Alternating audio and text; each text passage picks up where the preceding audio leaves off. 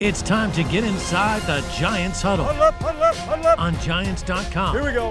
And the Giants mobile Get app. them in there, let's go. Part of the Giants Podcast Network. Welcome to another edition of the Giants Huddle Podcast. John Schmeelk with you. Today's guest, Executive Director of the Reese's Senior Bowl, Jim Nagy. But first, I want to remind everybody you could find the Giants Huddle Podcast on our podcast network, which is presented by Investors Bank. The archive of all of our podcasts can be found on the Giants mobile app at giants.com/podcast and all your favorite podcast platforms. Now let's get to our guest. He is Jim Nagy, the Executive Director of the Reese's Senior Bowl. And Jim, let's start right here. We know how important the Senior Bowl is to this draft process, and it's such a big event every year. But do you sense that this year's event is even bigger and even more important given the recent announcement that the NFL Combine is not going to be what it's been in the past? Yeah, first off, thanks for having me back on. But yeah, 100% it is. I wouldn't be sitting in this chair if I didn't truly believe in the value of our game every year, like you said. But yeah, with this year, with the Combine being canceled, this might be all these players' only opportunity to get, one-on-one face time with NFL guys that are going to be making their decisions on their future. The guys that are pulling the name off the board in April. So, those guys, the guys that are up the decision-making chain, weren't out at games this fall because, they couldn't go to a college game on Saturday and then, re-enter their team's bubble and go to their game on Sunday. So most of those guys traveled with the team and went to their team's game. So this will be the first opportunity those guys have to really lay their eyeballs on the players, which is a really underrated part of the evaluation process, is actually sizing up a guy in person and then sitting across from him. I mean, I think we're all getting used to Zoom calls by now, but I think there's something to be said for in-person human interaction. So they're going to be really safe interviews. We bought a lot of plexiglass for the event this year, and the guys are going to be distanced and masked and all that good stuff. But still, I don't think you can replicate face-to-face interaction with a Zoom call. So, no, this is we're excited about it, and I think all the agents know that. What this is really might be the player's only shot. So, it's got a tremendous value this year. So what were the challenges that you and your staff, Jim, and by the way, thanks a lot for being with us again this year. You join us every year, and we really appreciate it. It's great. The challenges that your staff faced this year scouting for the game and how that's going to reflect the challenges all these NFL teams are going to have scouting for their draft picks this year. Well, how long is this call, first of all? I mean, challenges of putting on a Senior Bowl during COVID times. Yeah, there was a lot of challenges, but the biggest thing I want to say is that we wouldn't have moved forward with our event had we not had strong conviction we could pull it off safely for the players and the NFL teams. That's first and foremost. When we got to a point after doing plenty of research that we could do it, well, then it was full speed ahead. So, we had to strip everything away from the week that we've worked hard to create down here and make this more of a fan event and getting people to Mobile for the event.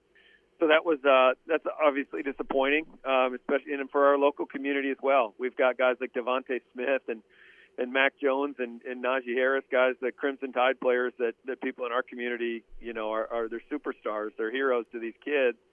So, getting rid of those events was not easy to do, but we had to do it.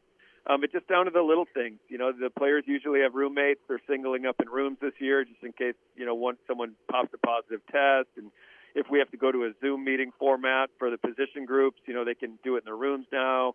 We're bringing guys in a day early. We're testing all the players every day. We're testing the NFL people every day. So, we had to eliminate media day. So this thing is really boiled down to practices in the game. And if we can pull off practices in the game, in the mode that we're in right now, it'll be a big win for us. How about your scouting process to figure out what guys you wanted there, what players should be there? What were the challenges with that, Jim? And how is that going to reflect on the challenges these NFL teams are going to have when they're making their own evaluations come April?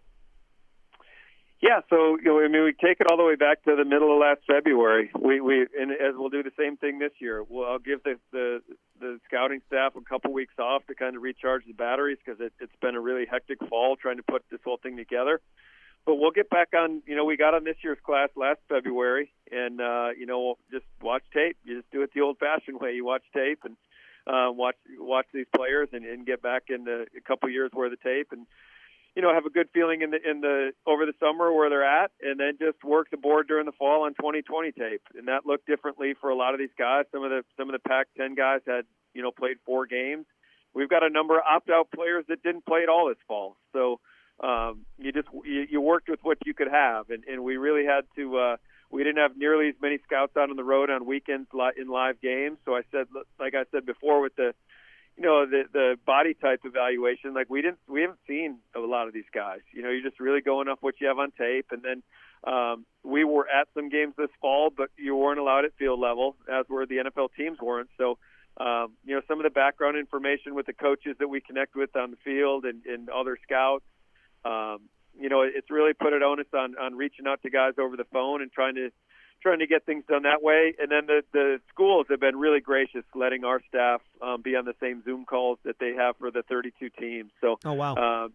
We've gotten a lot of that background information from those guys, and we're just grateful, with my 20 years in the NFL, just having those relationships with the schools, and they were great to us. So we're really thankful that they included us in that process. But yeah, it was a challenge. But again, I mean, the bulk of your evaluation any year should be off the tape, and that's what we had to work with this year. Jim, you mentioned how the agents have seen value in this. I got to imagine you've been getting more yeses than usual from the guys that you've invited. Are players really excited to put themselves out there and be on the field and do one-on-ones and get to show themselves off in person to these NFL scouts this year at the Senior Bowl because they might not have another opportunity to do it? Yeah, I've been asked that a lot, and it really, there's no difference. Oh, that's great. For last year's game, for instance, we only had 3 seniors decline our invites. Joe Burrow, who went number 1, Derek Brown, who went 7, and then Trayvon Diggs, who went somewhere in the second round to the Cowboys. Now, we lost some players along the way that accepted their invites because they had legit injuries. They had injuries, later in the season that they had to have scopes on or what have you. Sure.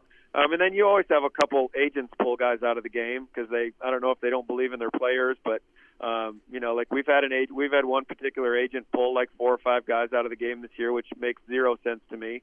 But no, so the buy-in factor has been great, especially last year. My first year at the game, we had our challenges, but we've busted our butts on social media to really promote this game and let these players see the value in it. So really no difference from last year. That's fantastic. The New York Giants and Quest Diagnostics want our fans to come back stronger than ever. Now you can order your own lab test through Quest Direct to get the health answers you need most. We're joined by Executive Director of the Reese's Senior Bowl, Jim Nagy. All right, one of the best parts of Senior Bowl week, Jim, is obviously getting to see those one-on-ones during practice up close. What are some of the position groups that you're really anxious and excited to see one-on-one where, all right, I know I got some really good guys in this group, I got some really good guys in that group, and I would really am excited to see these guys go one-on-one against each other? Well, you're not talking to your typical media guy. Those guys get fired up about certain groups. I'm fired up about all 130 guys coming here. So I'm excited to see all of them, frankly. But no, I understand the question. I appreciate the question. Last year's receiver group was great. We had guys like Brandon Ayuk and Brandon Pittman and Chase Claypool and Van Jefferson and Denzel Mims. I mean, we had a really good rookie class of guys last year. Well, I really think this year's wide receiver group is just as good, if not better, with guys like Nico Collins from Michigan and Kadarius Toney from Florida, Tylan Wallace from Oklahoma State.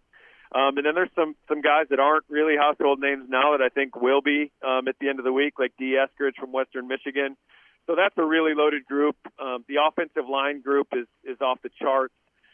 2 years ago, my first year at the game, we had 5 O-linemen go in the first round, and we had just on the North team that year, 9 of the 10 guys went in the first 3 rounds. So I really feel like this year's group is as good, or if not maybe a little better than that. So that O-line group is stacked. The edge group is as good as I've ever seen it at this game. So there's going to be, like you said, the one-on-ones are always fun, and I would say those O-line, D-line one-on-ones are going to be there's going to be some great battles this year. Now, the Senior Bowl owns day 2 of the draft. You guys have so many guys going the second and third rounds, but Jim, more and more, and it's always been the case, really, you've had a lot of guys sneak into the first round recently. Who are some of the guys that fans should really be keeping an eye on that could sneak into the first round and have you guys really excited to be there? Obviously, you're excited for everyone to be there, but the guys that could sneak into that back end of the first round or be high second round picks that you're hearing from NFL scouts.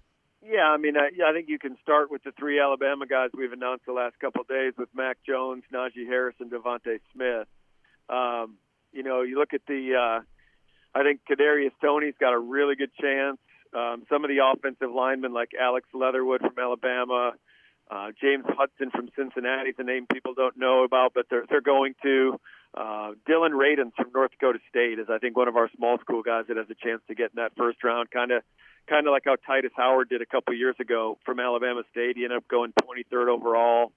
And then guys like Levi Onwuzurike from Washington, he's the best D tackle in this draft, in my opinion. Patrick Jones, the edge rusher from Pitt.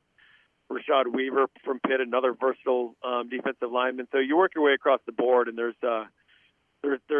really a couple guys at every spot. So I mean, I think we went over it the other day. I think there's like 12 or 13 guys that right now. And you never know. Maybe there's some guys that surprise us, but I think there's like 12 or 13 that realistically have a chance to get in there. Hey, Giant fans, get a New York Giants checking account from Investors Bank with a Giants-branded debit card, security features, and discounts at the Giants online shop. You can earn up to $250 when you open an account at investorsbank.com/Giants, member FDIC. When you take a look at this game, Jim, and the way NFL teams are trying to scout and figure out what players will translate well to the NFL, what positions do you think a game like this is really valuable for? Because for me, I can watch, say, like a linebacker in practice and do drills and do numbers, but unless you see him in a game situation, it's really hard to see how that Mike linebacker operates in space and deals with traffic, full contact, things like that. So for what positions do you think this type of environment is really valuable to give NFL teams a good feel for what these players can do up close, in person, in game and practice situations? Well, I think it started at the quarterback position, and just over the last 5 or 6 years, Carson Wentz from being a late 1, early 2, all the way to the second pick of the draft. Baker Mayfield being a mid to late 1, going first in the draft. Daniel Jones being a mid to late first, going 6th overall. Even last year, Justin Herbert was probably like a middle of the first guy for most teams, and he went 6th overall. So the quarterbacks really can help themselves. I think the big guys can, certainly. Those one-on-one pass rush. I think if, defensive linemen put together about 3 or 4 good rushes in the week, that's about all they need to do, because then you've got defensive line coaches around the league.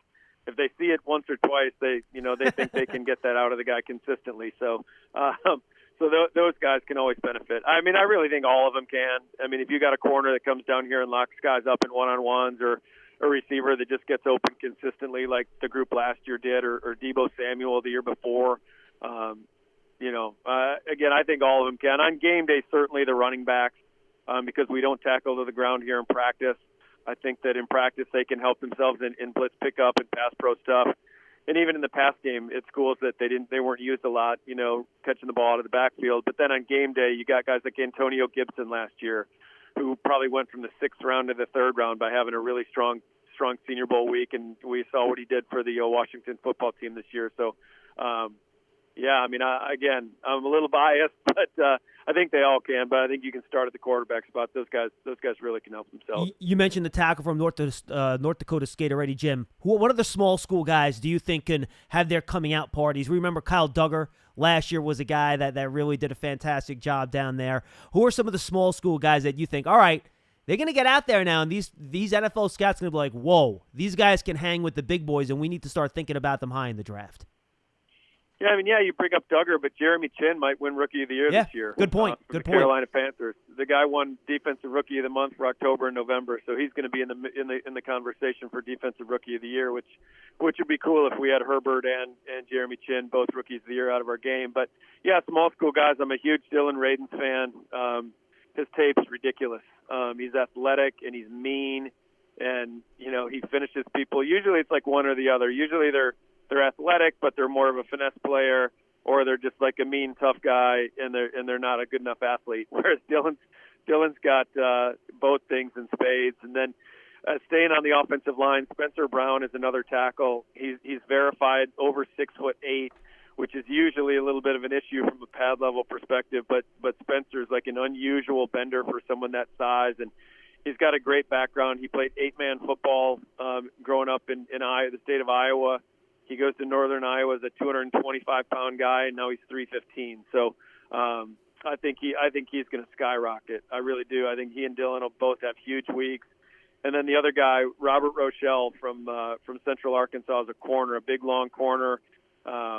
He's a guy right now that's probably graded in the third, fourth round range for most teams, and comes down here. If he can come down here and cover guys like Tylan Wallace and Kadarius Toney and Nico Collins, he might get up into the second round area. So another good group of small school guys, and that's one of the reasons. Even going back 25 years since I've come into the game as a scout, I love the Senior Bowl for those small school guys.